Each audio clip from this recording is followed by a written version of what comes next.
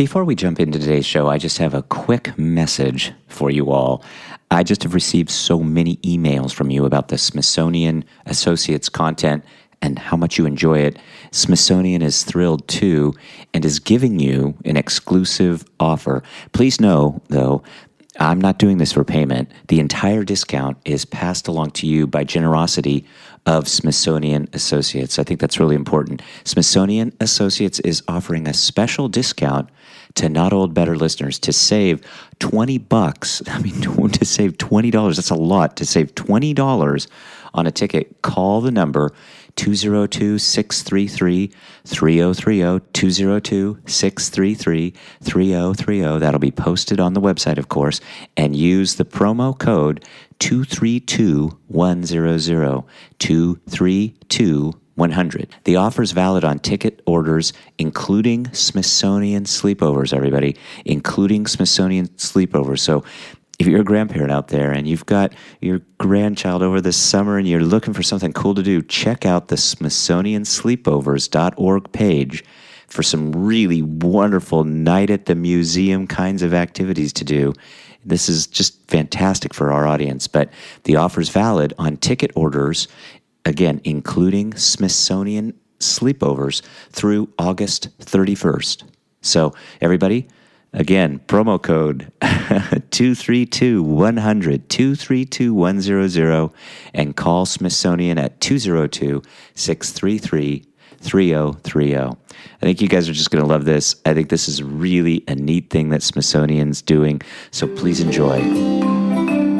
Welcome to the Not Old Better Show. I'm your host, Paul Vogelsang. As part of our Smithsonian Associates Art of Living series, my guest today, Dr. John Whyte, is a popular physician and writer who's been communicating to the public about health issues for nearly 2 decades. Dr. Whyte, an MD who still sees patients, is probably best known in his role at the U.S. Food and Drug Administration, where he works closely with healthcare professionals, patients, patient advocates, and others involved in the use of medicines and educational programming for both a medical and a lay audience. So I want folks to know what they don't know, and then to figure out where do you go for good sources of information, and how do you figure out the good, the bad, and the ugly.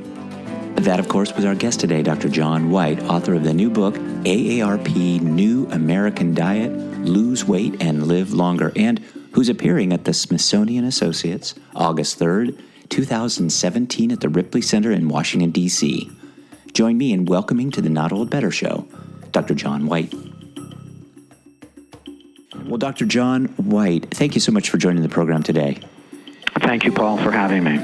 It is going to be fascinating to see and hear you. I'll be there Thursday, August 3rd at the Ripley Center.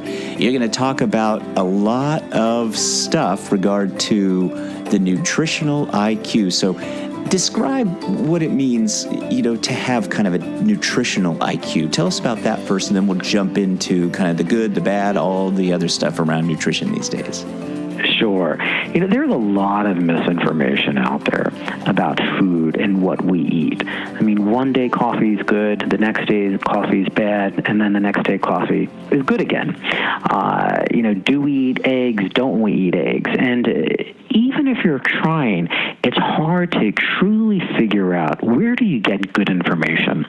Because the reality is, more and more, we need to make the connection between what we eat and how healthy we are. That, in many ways, when we used to hear you are what you eat, it's true. And the more we realize that, we understand how food really is medicine. So I want folks to know what they don't know, and then to figure out where do you go for good sources of information, and how do you figure out the good, the bad, and the ugly as it relates to nutrition. Well, let's talk about the good and the bad, because what does it mean to have good fat and bad fat in particular foods? And will one, the good, hopefully offset the other, the bad? Yeah. And this is one of those areas where there's been conflicting information over time. And it's only been recently where there's been a greater appreciation that the cholesterol in food probably doesn't really matter that much as we think about high cholesterol. But here really the skinny on fats, if you will. There are really four different types of fats. There are the unsaturated fats, which are what we call the monounsaturated and polyunsaturated fats.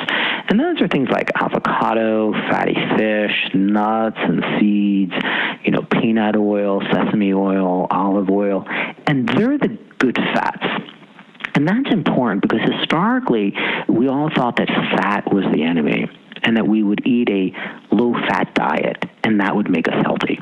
And the reality is that isn't true because so many low-fat products contain a lot of sugar.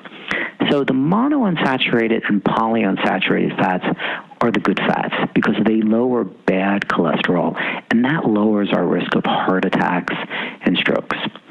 And then there's the bad fats, which are the saturated fats, and they raise the bad cholesterol levels, which is the LDL or VLDL.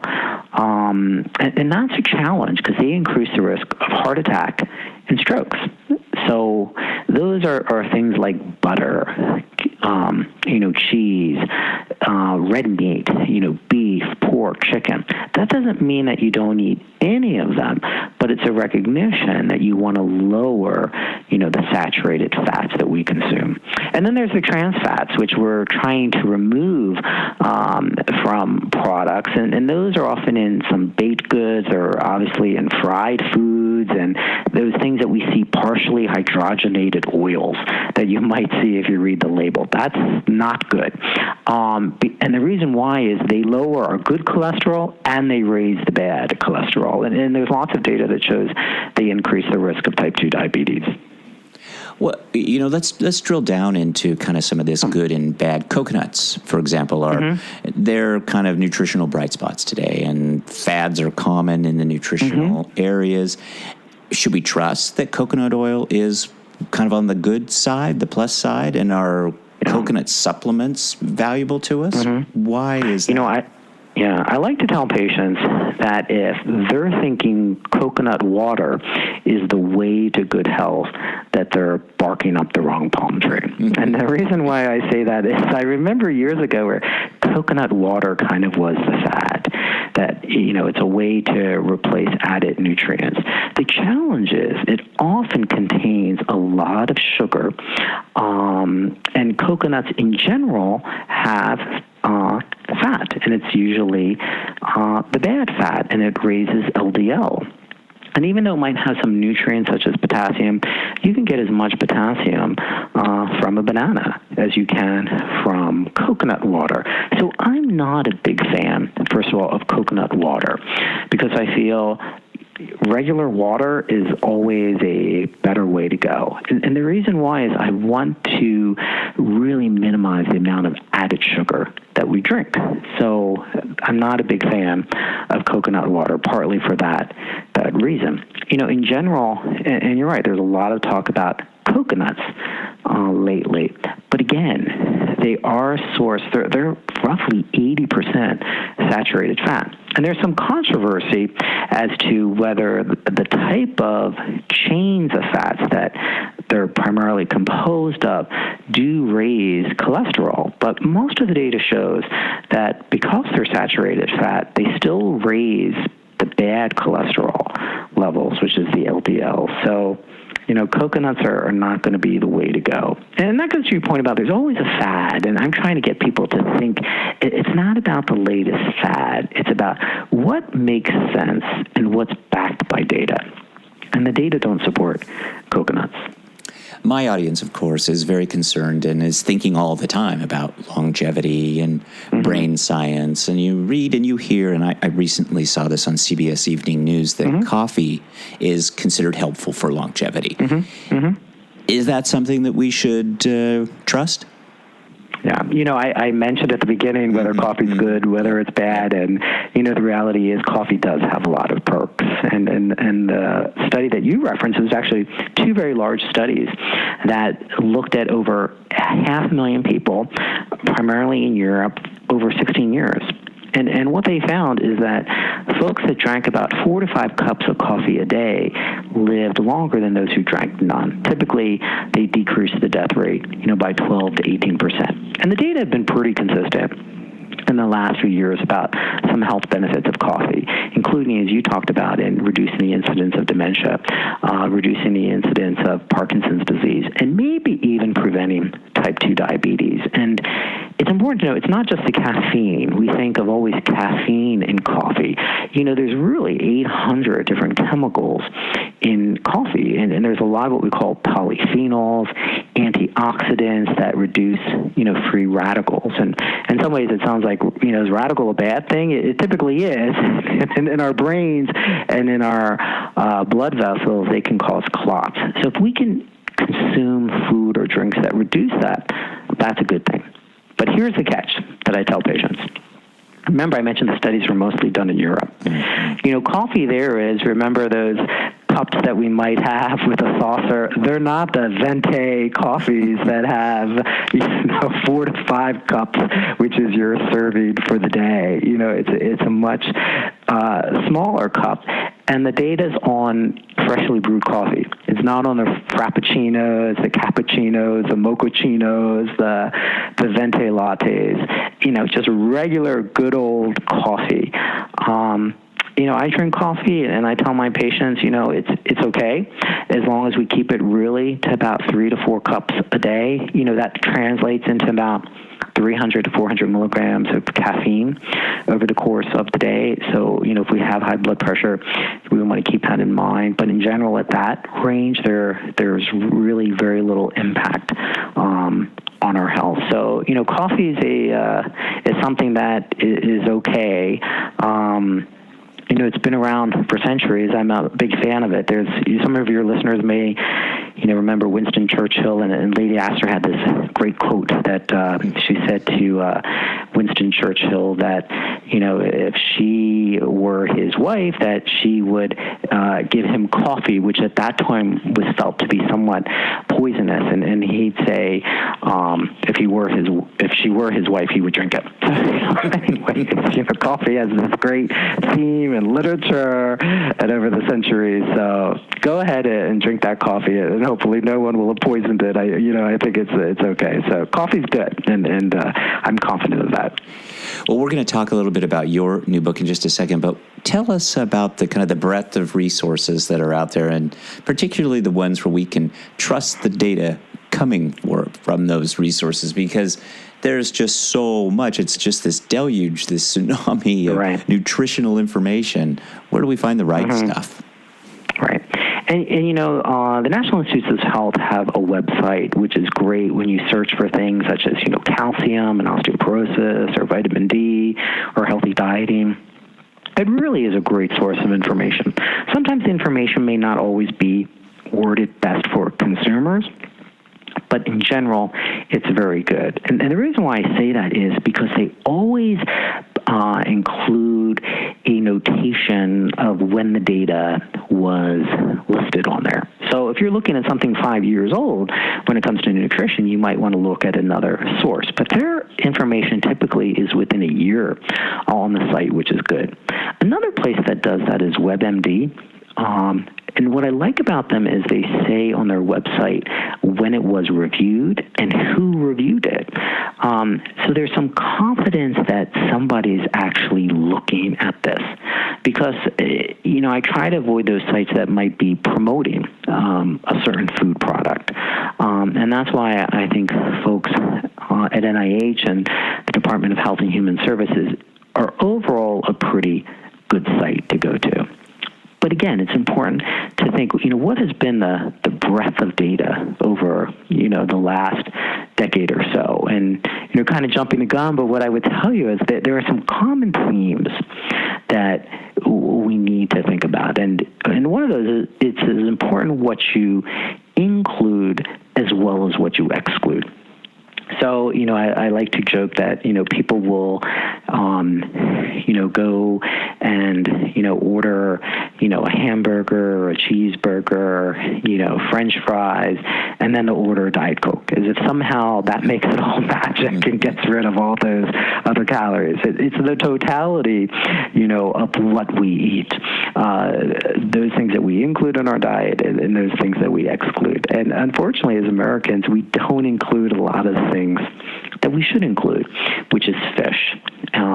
That's probably number one. And I hear from patients all the time that there's a fear sometimes of how to cook fish, that they're not sure how to do it, they're not sure which ones to get, they're overly concerned about mercury, it seems like it takes a long time, and all those are things that we can overcome. And what's so great about it is it has those good fats that I referenced, those monounsaturated and polyunsaturated fats. It's low in calories, and it really contains important nutrients. That's probably the biggest. We don't eat enough vegetables. We all know that. We don't eat enough whole grains. We're very low in the consumption of fruit. And then something we often overlooked is nuts, because people feel, well, they have fat and they have, a lot of calories, but that can make them a good snack because they have those good fats, those monounsaturated fats and polyunsaturated fats, and they help us feel full. So if you eat a handful of nuts, that's always going to be better, no matter what, than eating potato chips. And that's assuming that the nuts aren't covered in chocolate, unless it's dark chocolate. But that's a whole other discussion. We are with Dr. John Whyte. Dr. Whyte is an MD. He is going to be at the Smithsonian Associates program Thursday, August 3rd, 2017 at the Ripley Center. Dr. Whyte's subject is Boost Your Nutritional IQ. Dr. Whyte, your new book, AARP New American Diet, Lose Weight, Live Longer, is getting excellent reviews. I had a chance to look it over. Tell us, would you qualify this as a diet book per se, or a reference source as part of that data that we were just kind of referring to? Is it really kind of both? It's really both. It's a diet book, but it's trying to help you think about diet as a noun rather than a verb. And by that, I mean so many people are like, I have to diet, and using it as something they have to do.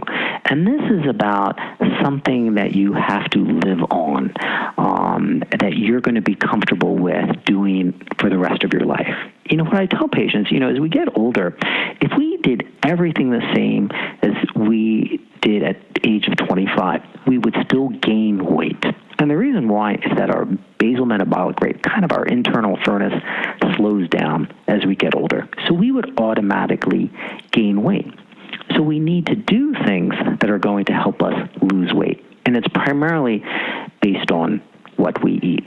So that's why it's so important to educate ourselves. And, I tell folks, because everybody wants to lose 10 pounds this summer or lose, 15 pounds before a wedding.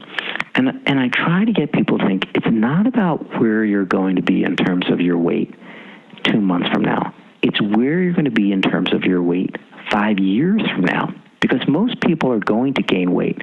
So even if you just lost, 2 to 4 pounds a year, in 5 years, that could be 10 to 20 pounds. That'd be great, because most people have gained 10 to 20 pounds instead of losing 20 pounds. But no one really seems to want to do that. They want that kind of immediate fix. So the book really is about, again, trying to create that association between what you put in your mouth and how long you will live and what you die of, because there are more and more data that really shows how food impacts our health, especially as it relates to cancer, as it relates to heart disease and strokes and diabetes.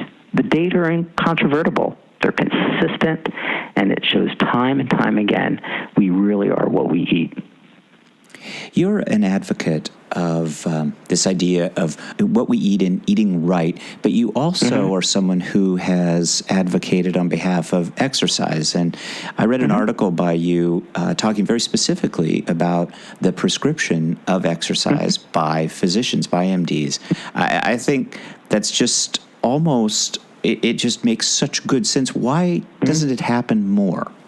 Sure. And it's really both. It really is about what we eat as well as about, exercising. But I will tell you, we lose more weight by reducing the types of foods that we eat in terms of the calorie content than the amount of exercise that we do. But exercise has many health benefits, including, increasing bone density, strengthening us to prevent falls as we get older, and other things like that. But people have lots of misconceptions as to when they get on that treadmill that they're going to burn, 700 calories. And that's just not, how it works.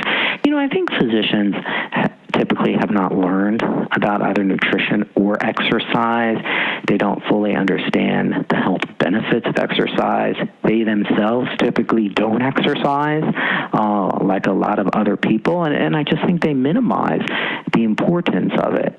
And that's unfortunate, because time and time again, just as good nutrition, being active helps us to reduce those things I just mentioned: diabetes, heart attack, cancer. It helps to reduce depression. And I try to also help people to think it's not about going to the gym. As soon as I say exercise, people are thinking, they gotta, be pushing weight and doing squats and, hurling barbells around. It's not about that. And I love it when patients tell me they need to get in shape before they can go exercise. Somehow, they need to look right to go. It's not. It's about, being active throughout the day. And I wish more and more of my colleagues would write that prescription, because I think if we talk to patients, and we don't do enough of that, but if we talk to patients about how important being active is, they would make those changes, especially if we give them ideas. And I think that's, again, part of the problem. People think they need to go to the gym, or they don't know what they need to do, or there's a fear that they don't want to get hurt. So that's part of the challenge too, but it is definitely about both of them, about eating healthy, and being active. And, I often think about, we all talk about how busy we are, and, I'm the same. But do we ever really regret when we went out and took a nice walk, or those times when we do go to gym? Do we ever say, I wish I hadn't done that? Well, we always feel good after that, and we believe, it releases endorphins, but we typically don't say, wow, I wish I didn't, go exercise a while. But we might say, oh, wow, I wish I didn't eat that, burrito or, 20-ounce steak, when we think about that later in the evening or the day. Well, Dr. John Whyte, it is just a pleasure to be talking with you. You're going to be at the Ripley Center August 3rd, 2017. There's going to be handouts, great nutritional information. There's going to be a quiz, too. There is going to be a quiz, Dr. Whyte, and I'm going to give you a chance to quiz me. If you've got a couple more minutes, maybe give me a 3-question quiz, and we'll see how I do with this. And I'm going to give you some hard ones. Okay. All right. And we have not talked about it. I know. No. There's been no pre-screening here at all. Yeah. But you know what? I'll start with an easy one. Okay. So is a tomato a fruit or a vegetable? Tomato is a fruit. It is. Why? Tomato's a fruit because it has. I got to remember this from my own. It's been a little bit of time here, Dr. Whyte. I believe it has the same properties, the same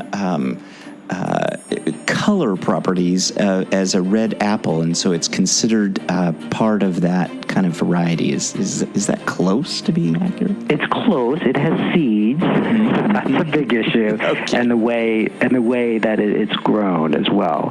So, for instance, is a peanut? This is going to be half a question. Is a peanut a nut or something else? I think it's something else. I think a peanut is actually a vegetable. It's a legume. Remember the word legume? We'll save that. Okay. We'll save that for another discussion. So it's not a nut.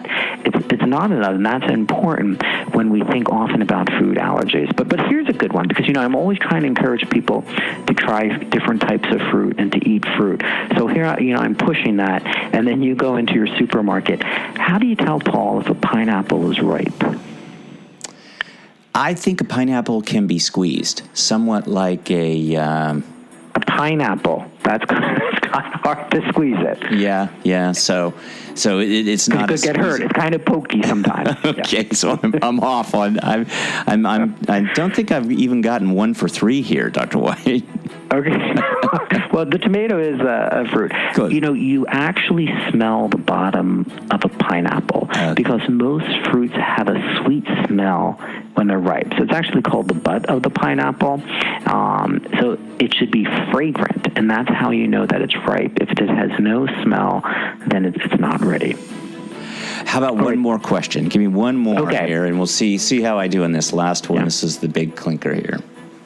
So, is celery a negative calorie food? By that I mean, can you actually lose weight by having to crunch and chew celery? Yeah, I'm going to answer yes on that because I think the celery has high water content, high fiber content, so it's one of those positives, I think. And that would be nice because we could eat celery all day and lose weight, but it doesn't. A stalk of celery has about 6 calories that we consume by eating it, but it actually only takes 1 calorie to digest it. So it's a good point in that there are no magic pills or celery stalks that will help us, lose weight. Well, Dr. John Whyte, that was fascinating. I promise you I won't edit any of that out. We're going to go with the kind of the blistering attack of Paul there. Well, it was meant to be hard. It was a good one, Dr. Whyte, and your session will be a great one. And thank you. Yes, absolutely. All my audience will enjoy this. Again, Dr. John Whyte. Whyte is Whyte, the author of the AARP New American Diet Lose Weight book at the Ripley Center, August 3rd, 2017. Dr. John Whyte, thanks so much for joining us today on the Not Old Better Show. Thank you, Paul. Really Thanks for being a good sport. Absolutely. Thanks, Dr. Whyte. Thanks to our guest today, Dr. John Whyte and the Smithsonian Associates for all the help with the podcast. And as usual, we'll post links to everything. And also, as usual, my thanks to you, the listeners, for joining me today. Your time is valuable, and I'm grateful you're spending some of it with us today. I'm always interested in your feedback, and you can leave that at iTunes, Google Play, Facebook, or send me an email at info@notold-better.com. Join us next time for our show about the great new movie Dunkirk. So enjoy. Thanks, everybody.